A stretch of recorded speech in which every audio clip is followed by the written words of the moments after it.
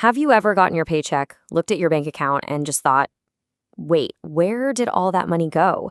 If you have, you're definitely not alone. Today, we're diving into one of the biggest paradoxes in American finance: why so many of us feel completely broke even when we're making what seems like pretty good money. It's a hidden financial trap, and we're about to show you exactly what it is. So let's just start with a number well, it's pretty shocking. 70%. That's how many Americans are living paycheck to paycheck. And look, that's not just some dry statistic, it's a feeling. It's that feeling of holding your breath, just waiting for the next deposit to hit. For the huge majority of people, this is just daily life. And this is where it gets really weird. You'd think this is a low-income problem, right? Wrong. People making six figures are often in the exact same boat, just one surprise car repair away from a total financial meltdown. It's a massive red flag that our whole way of thinking about money might be fundamentally broken. Which brings us to the big question, the one we're all asking: if some people are earning more than ever, why do their bank accounts seem to be getting smaller? Seriously, where is all this money disappearing to? That's the mystery we are going to solve right now.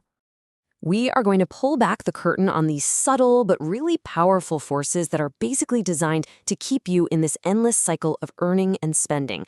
And even more important, we're going to show you how to see the trap and then how to get yourself out of it. All right, so the first piece of this puzzle is something I call the illusion of wealth. It's this intense, unspoken pressure we all feel to look successful, to look like we've made it. And it's a trap that so many of us, myself included, can fall into. You know, this quote just hits the nail on the head. Our culture has made it incredibly simple to look wealthy, but actually being wealthy, having real financial security, real freedom, that's a totally different game, and it's a game most people are never taught how to play. So how does this illusion even work? Simple. It's financed. That brand new car you see in your neighbor's driveway, it's probably a long-term loan.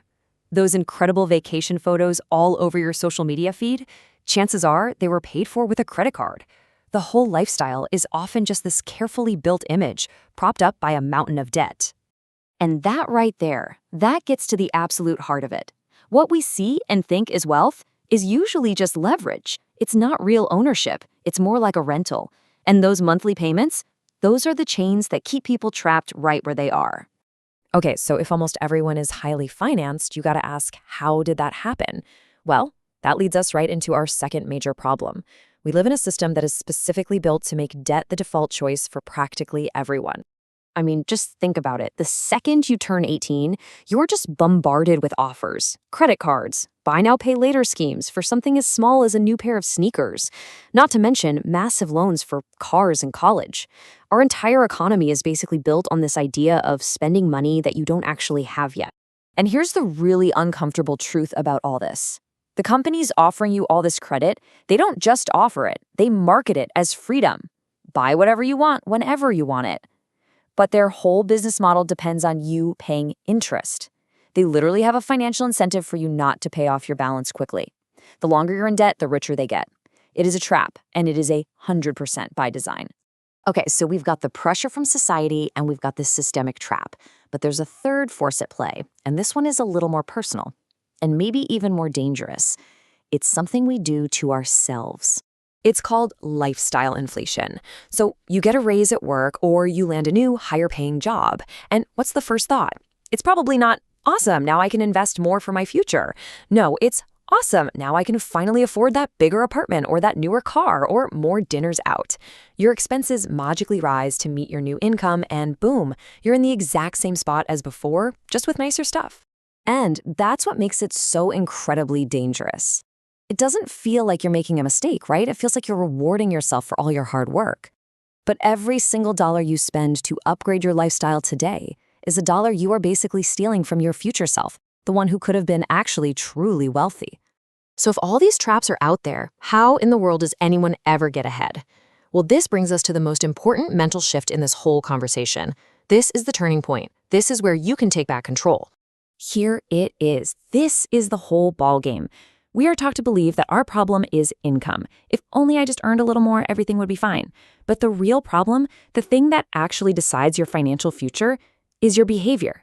It's not about how much money you make, it's about what you do with that money when it hits your account.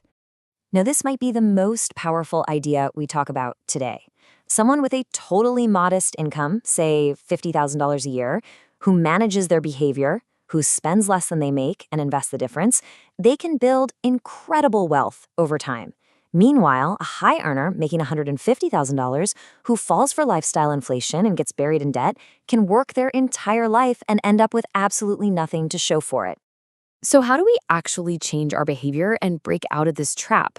Well, it's not some complicated Wall Street secret or some risky crypto scheme. It all comes down to a fundamental change in your mindset. The escape plan is really just 4 simple but super powerful steps that help you move from being a consumer to being an owner. Here it is. It's that simple. Step 1, you have to spend less than you earn. This is the absolute non-negotiable foundation of everything. It creates a gap, a surplus, and that surplus is the raw material you use to build wealth. 2, avoid bad debt. That's any debt on stuff that goes down in value. Think credit card debt for clothes or a big loan for a fancy car. 3, invest that surplus consistently, even if it's just small amounts. The habit is way more important than the amount when you're starting. And finally, number 4, think long-term. This isn't about getting rich quick. It's a marathon, not a sprint. And look, let's just be honest with each other. This sounds kind of boring, doesn't it? It's not some flashy crypto scheme. It's not a get-rich-quick promise. It's simple, it's methodical, and yeah, maybe it's a little unexciting. But you know what? Unlike all those complicated strategies out there, this is the time-tested plan for financial freedom. So boring? You bet. Effective? 100%. And this, right here, is the key to making it all happen. You cannot wait for the next raise. You can't tell yourself, oh, I'll start saving and investing when I make more money. That is the lifestyle inflation trap talking. The behavior has to change right now with the money you have in your pocket today. When it all comes down to it, that's really the ultimate lesson. True, lasting wealth is never defined by the size of your paycheck. It's defined by how much of that paycheck you are able to keep, to protect, and to grow for your own future. So I'll leave you with this one simple question. It doesn't have to be a big sacrifice. But thinking about that last quote, what is one single thing you can decide not to buy this week? One expense you can cut so that you can keep just a little bit more for yourself? Because that decision, right